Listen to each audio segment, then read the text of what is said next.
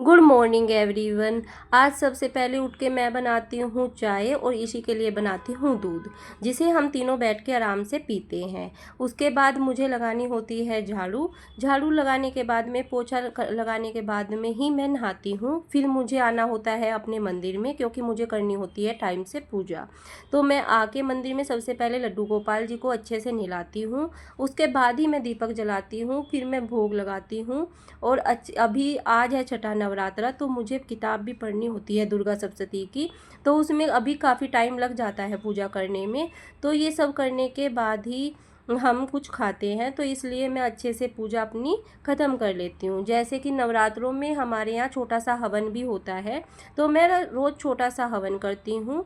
और हवन करने के बाद ही मैं उसमें लौंग के जोड़े, हवन के साथ बाद ही उसमें मैं लौंग के जोड़े चढ़ाती हूँ, जो नवरात्रि के दिनों में बहुत ज़रूरी होती हैं।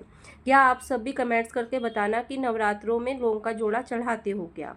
और इसे मैं आज छुट्टी थी तो मैंने ईशी को भी अपने पास बिठाया, उसे भी पूजा करवाई है। फिर आज हमारे यहाँ है माता की चौकी, तो उसमें मैं अपने कपड़े पहले ही निकाल के रख लेती हूँ, जिससे हमें टाइम नहीं लगता है उस टाइम। तो मैं अपनी साड़ी डिसाइड कर रही हूँ कि कौन सी पहनूँ। आप मुझे कमेंट्स करके बताना कि मेरी साड़ी आपको कैसी लग रही है। फिर मैं अपनी ईशी के भी कपड़े डिसाइड कर लेती हूँ कि उसे कौन से कपड़े मुझे पहनाने हैं। तो मैं उसकी 2 ड्रेस निकाल के अपनी साड़ी के पास ही रख लेती हूँ, और उसको रेडी करने में फिर मुझे थोड़ा भी टाइम नहीं लगेगा। और मैंने उसे दिखा भी दी है। फिर उसका हो जाता है ट्यूशन का टाइम, मैं उसे ट्यूशन छोड़ने चली जाती हूँ। बाय।